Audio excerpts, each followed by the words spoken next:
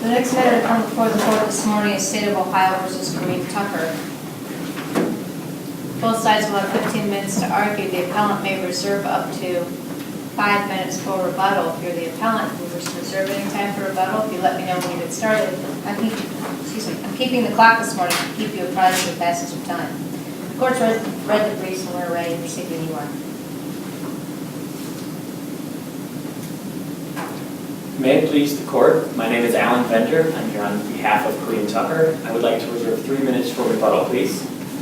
I will be happy to answer questions on any of the assignments of error, but I would like to focus my argument on the first assignment of error, which concerns Mr. Tucker being punished for exercising his constitutional right to a trial.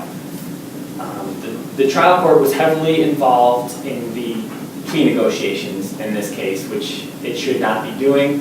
The Ohio Supreme Court has said in no uncertain terms the trial court should not participate in the plea negotiations and that it is strongly discouraged. When a trial court violates that warning, there is a presumption, if there is a greater sentence after trial than what was discussed, there's a presumption that that greater sentence is because the accused took their case to trial, and the record must show that there was no improper weight at all given to the accused taking his case to trial. Well, in this case, the trial court says to Mr. Tucker before trial, says, if you have a strong defense, you will not, quote, receive an additional sanction for taking your case to trial. And then after trial, he says to Mr. Tucker, if you have a strong defense, you'll never be punished for taking your case to trial. But you did not have a strong defense. Throughout this record, extensively in the pretrial and at sentencing, the trial court was very heavily pressuring Mr. Tucker to take a plea deal. From the outset of the case, there was a 3-year plea deal offered, and the trial court repeatedly said to Mr. Tucker, I'm making you this offer. This is a very fair offer that I'm making, and it's off the table. He would impose arbitrary deadlines in which the offer comes off the table. It would be, maybe a month or whenever the next pretrial is. And those deadlines, there's no obvious judicial purpose that they serve. There's no reason Mr. Tucker should receive the benefit of this good plea deal if he 2 months before trial pleads guilty, but 1 month before trial he pleads guilty, then something has changed. And the trial court was very persistent. There was more than 10 instances before trial where the trial court is saying, I'm making you a deal. There was eventually Mr. Tucker was arrested again. He picked up some new charges, and the offer was increased to 9 years. And that was not just for this case where Mr. Tucker received 25 years. That was for this case and 3 other cases that were pending that he would receive the 9 years. Mr. Tucker did not accept the offer. He took his case to trial. He defended himself pro se, which is the second and third assignment of error. He shouldn't have been permitted to do so. But he went to trial. He made an argument to the jury that the state hadn't proved its case, that there were gaps in the testimony, a lack of evidence, witnesses' testimony didn't make sense. And after he was found guilty, the trial court, in sentencing him, repeatedly referenced at trial his failure to plead guilty and to take his case to trial. And the trial court says, you had a chance to accept responsibility. You didn't do so. Your co-defendant manned up and he pled guilty and he got what was promised to him. But you didn't do so. And the trial court says, you had a chance. We won't sanction you for taking your case to trial if you have a strong defense. And that's just wrong. The right to take your case to trial is not conditioned on a strong defense. It does not matter if a defendant is on videotape and 100 witnesses are going to swear that he's guilty. He may not be punished for taking his case to trial. And and such punishment would have a terrible chilling effect on the constitutional right to a trial. And what's particularly troubling is that after Mr. Tucker is sentenced to consecutive sentences in this case, the trial court says to him about his pending case, well, if you plead guilty in your pending case, I will run those charges concurrent, and you have about 30 days before I may take that offer off the table. Even the inference that a defendant was punished because he took his case to trial mandates reversal for resentencing. In this case, we don't just have an inference. We have the trial court saying, you won't receive an additional punishment for taking your case to trial if you have a strong defense, but you did not have a strong defense. And under the record as it is, Mr. Tucker's case must be reversed for resentencing, where his failure to plead guilty will not be considered against him at all by the trial court. Now, when the trial court was making these plea deals, did the prosecutor stand silent? Was the prosecutor, do we know the prosecutor was in the courtroom? Yeah, the prosecutor was in the courtroom.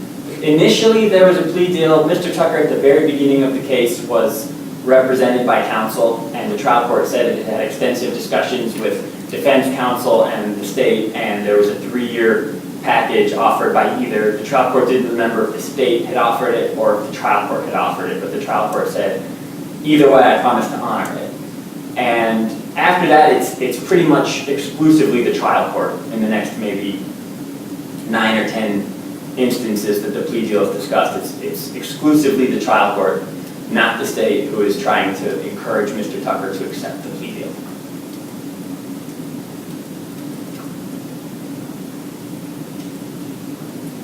Can you talk about the assignment of error related to competency?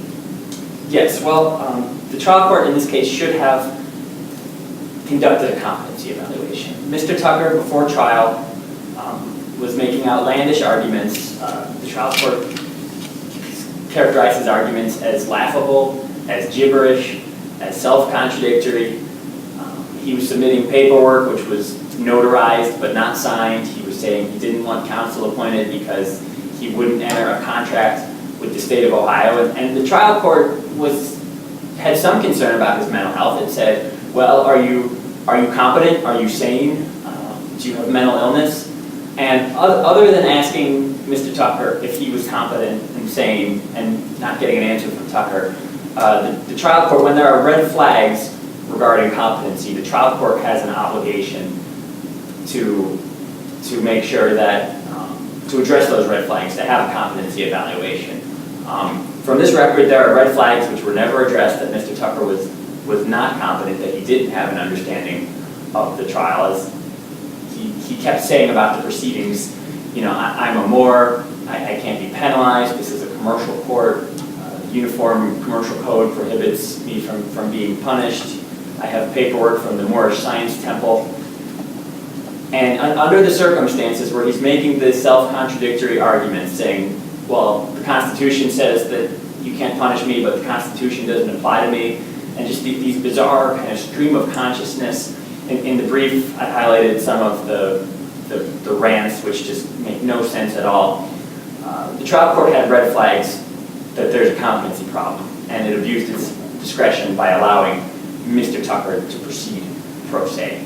So what happens in those cases, and we see them from time to time, involving people who claim that they're not subject to the jurisdiction of the court, they're constitutionalists and the courts are statutory and so on and so on, and they have a right to do that, to state that, and believe that. But where do you draw the line between that group of individuals and your client as it relates to competency? Sure, and I understand some of the strange arguments Mr. Moore has made, other defendants have made as well. Competency is a totality of the circumstances evaluation. So you have to look at, I think, in this case, and it's not just that he's asserted one of the strange defenses. It's not per se, if you say you're a Moor and there's no jurisdiction, that requires a competency exam.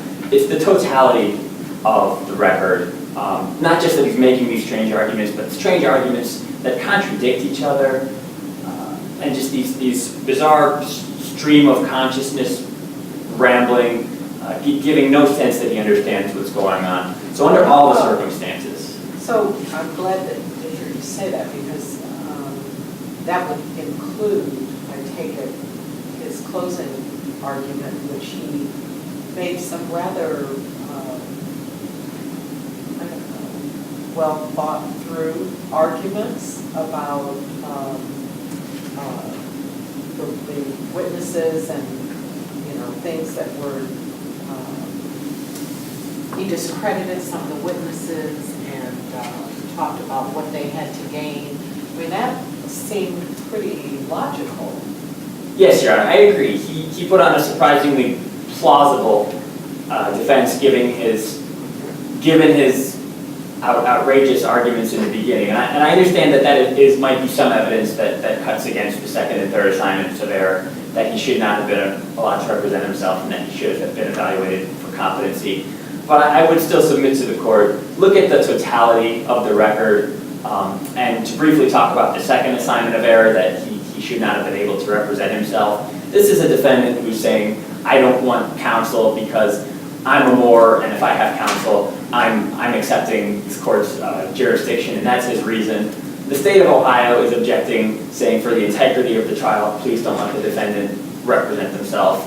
The trial court is saying, basically no other court would let you represent yourself.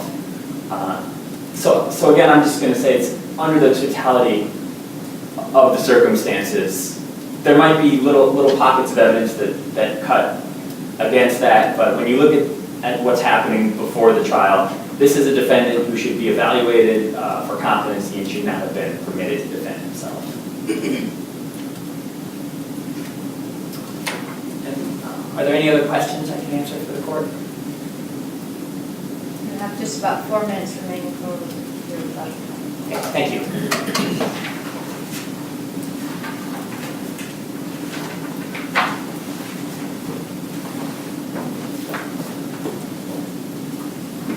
May it please the court, my name is Natasha Guerrero, and I represent the appellee of the state of Ohio in this matter. With regard to the first assignment of error, the trial court went into, during the sentencing, an extensive reasoning as to why he was actually imposing the sentence that he did. The trial court did explain the reasoning behind the plea offer that 3 years. He stated that in looking at Mr. Tucker, it was told to him that he really didn't have an extensive criminal history, maybe some minor things or some sort of juvenile cases. He also indicated that there were some indications by the state that there may have been some issues with bringing Ms. Howell in actually to testify in this matter, and with regard to some issues with the second witness, Mr. Parker, and that he was incarcerated, so there may have been some credibility issues with regard to him and the jury. And therefore, based upon those circumstances and those separate issues, that was the reasoning behind him actually initially providing the offer of 3 years in exchange for a plea. However, after the trial took place, some of those issues obviously changed, and he became more fully informed with actually everything that transpired. The trial court indicated that, based upon the testimony, that actually he never had a case in which there was a 3, a 9, and a 12-year-old that had been kidnapped and held at gunpoint. That Mr. Parker actually suffered one of the most serious forms of kidnapping, in that he was held at gunpoint, made to strip down his clothing, taped and placed into a trunk, held there for hours. I believe that was somewhere in the testimony, 4 to 5 hours in a trunk. And that after that time period, that he was again taped, placed into a shed, and again threatened at that point in the shed at knife point. So those factors, in connection with what he later learned about Tucker's criminal history, that being actually that he had been convicted of several felony counts, which was different than what had been originally represented to him. Therefore, based upon the actual circumstances of the crime, as well as Mr. Tucker's criminal history, is the reasoning behind him providing the sentences that he did after the fact. He didn't infer that it was regarding the fact that Mr. Tucker actually went to trial and exercised that right, but actually what he learned through the process of the trial and after the fact from his criminal history. Well, how do you get, I mean, I appreciate what you're saying, and the trial court did say all the things that you said, but you can't ignore what he said repeatedly about you have to man up, and, you know, you didn't have a strong defense, and we don't punish people for going to trial, but if you don't have a strong defense, how do you get around that? I believe that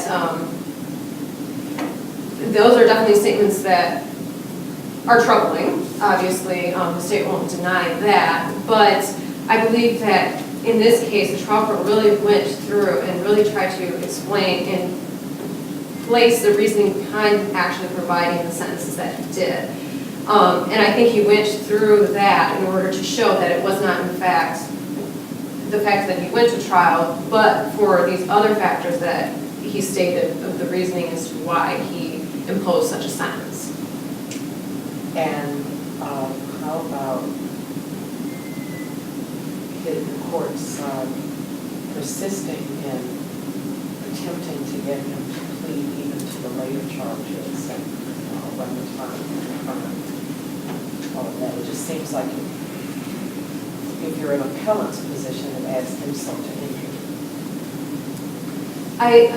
I believe that, I am sure probably, I can't really think, you know, in being the judge's mind at that point as to why at that point he would then offer that as well. And it may have been just for the simple fact of him saying, hey, you know, I don't have such animosity towards you, or not animosity, I guess that's not the correct term, but that I'm still not going to try to work with you and offer you something here if you want to go forward with it. That I'm not, you know, against you at any point in here. That I'm still open to going through and offering some sort of plea with regard to this other case. And actually, that other case is pending an appeal currently as well.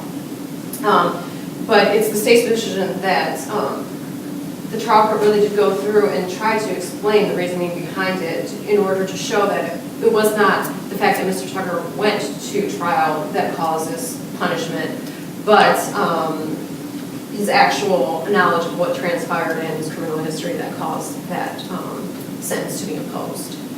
Now, with regard to Mr. Tucker's competency, it's important to note that he had obviously several pre-trials with the judge. They had some interaction, almost pretty extensive interaction with Mr. Tucker. And the court noted that actually he found Mr. Tucker to be a reasonably intelligent person through his conversations with him in the court, and that his statements with regard to this Morrison immunity actually was his attempt at having these charges dismissed against him, and not necessarily that he was incompetent. And also the court noted that he didn't actually have any indication that Mr. Tucker, through his interactions, was suffering from any sort of mental health illness, and I think Mr. Tucker's action in trial actually does further support the fact that the trial court didn't abuse its discretion in not ordering the competency evaluation. As Judge Moore pointed out, he was able to question Mr. Price and kind of bring out maybe a potential bias on his part for testifying, in that he may have been receiving some consideration from the state for his testimony. Also in questioning the detective with regard to physical and DNA evidence, whether or not his DNA was found on any of the items that were covered, and whether or not there was a gun recovered, or if in fact the car had been processed. And he was able to effectively illustrate that to the jury as well during his closing arguments. So that just further supports the fact that the trial court did not abuse its discretion when it determined that it was not going to order a competency evaluation. And as well, Mr. Tucker was represented by counsel, and his counsel never brought up the issue of any sort of competency on behalf of his client. And then with regard to the self-representation assignment of error, defendants do have the right to have counsel represent them, but there's also the implicit right to self-representation, which can be waived through a knowing and intelligent waiver. Here, Mr. Tucker actually retained his initial counsel. His initial counsel filed a motion to be withdrawn, to be dismissed off the case. The trial court, at the hearing on that motion, determined that he would not dismiss him at that point to allow Mr. Tucker some time to obtain new counsel, because Mr. Tucker stated that he would not allow these attorneys to represent him. He wanted to find his own attorney that shared his nationality, as I believe what he stated.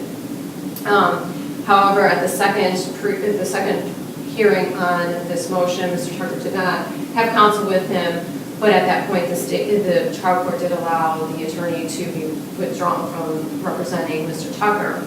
However, prior to the actual commencement of trial, the trial court again appointed an attorney, but first appointed an attorney to Mr. Tucker in order to help him with presenting his case to the jury.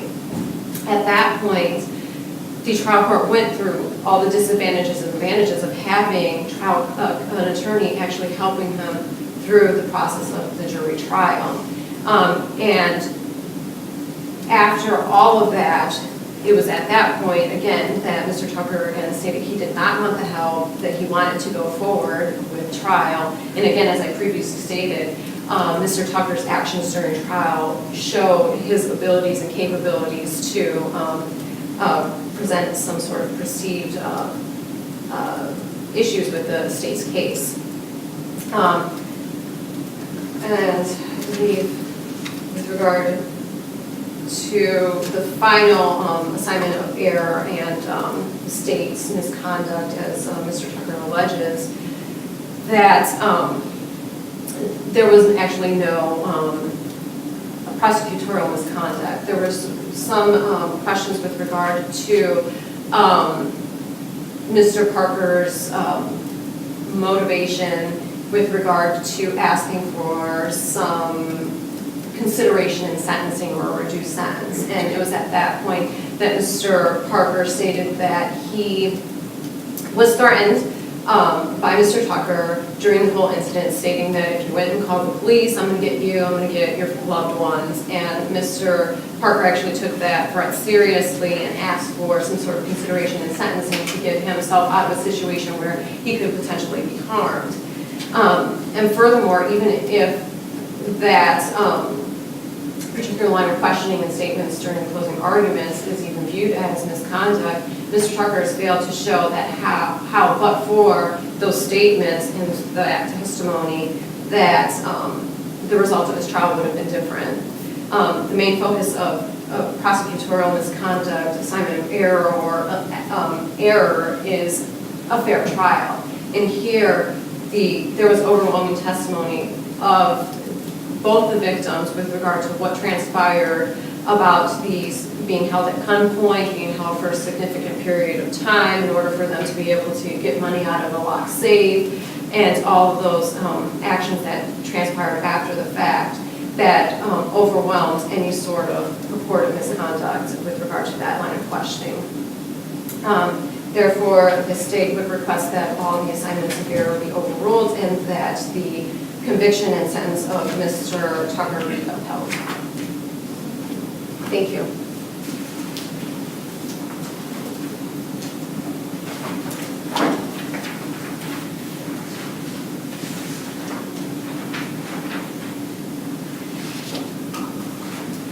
I would like to begin rebuttal by addressing the purported legitimate reasons for Mr. Tucker's sentence. The first legitimate reason is that the trial court said there's concern that the state's witness will not show up. This is just strange. The trial court's job is to be impartial between the parties. It is not to pressure defendants into pleading guilty because there's concerns about the state's witnesses not showing up. Similarly, the trial court expressed a concern about the believability of one of the state's witnesses because he's in prison. And again, this is just strange that this is why the trial court is saying, well, that's why I would have been more lenient. The trial court's job is not to pressure defendants into pleading guilty because the state's witness might not be believed. As far as the trial court learning new information about Tucker's criminal record, it learned that information before trial. When it augmented Tucker's offer from I'll give you 3 years to I'll give you 9 years if you plead guilty, one of the reasons it said is, I've learned that your criminal record is worse than was represented by your attorney. I've learned that you spent time in prison. So it's really hard to believe that even after learning that the trial court still didn't bother to find out what Mr. Tucker's record actually was before making this offer. And finally, with regard to the facts of the trial, and I understand there are some facts that are somewhat inflammatory, but again, these are known to the trial court before it's making its offers. When the offer is made, the trial court says, we've discussed extensively with the parties the facts of the case as they are understood. And it's strange to think otherwise, that the trial court would be pushing this deal so aggressively when it has no idea what happened in a case. This case involves alleged kidnapping of the children and the other victims. These are serious allegations. The trial court says to Tucker, when he's telling him that he should maybe plead guilty, if we have young people who show up and talk about this traumatic event, this could significantly augment your sentence. You could get a longer sentence because of this. So all of these purported reasons are known to the trial court before the trial. But more significantly, even if there are valid reasons, the inescapable conclusion of this case is that the failure to plead guilty was given weight in making Mr. Tucker's sentence greater. And even the state had to concede, yes, there is an inference that he's being punished for going to trial. Yes, this is troubling. And courts have said even the inference that defendants are being punished, even the appearance that defendants are being punished for exercising their right to trial, creates a chilling effect. And even if there are these legitimate reasons, I submit that these were all known to the court before the trial. But even if there are, if it's legitimate reasons and also you didn't man up, you didn't plead guilty, you don't get an additional sanction if you have a strong defense, but you didn't have a strong defense and you get an additional sanction for taking your case to trial, then this court must reverse the case for resentencing. I just have one question. Yes. So when we talk about the statements that the court made about learning things at trial that affected the sentence, you're not asking us to, in reversing this conviction, to establish law that says that the trial court cannot take into consideration factors that it learns during the course of trial to make a determination of what punishment is appropriate. You're not asking us to do that, I take it? Correct. Okay. Thank you, Counselor. And I respectfully ask Your Honor's reverse. Thank you. Thank you both for your presentations today. The court will take the matter under advisement, issue a written decision which will be mailed to both sides as well as posted on the Supreme Court website.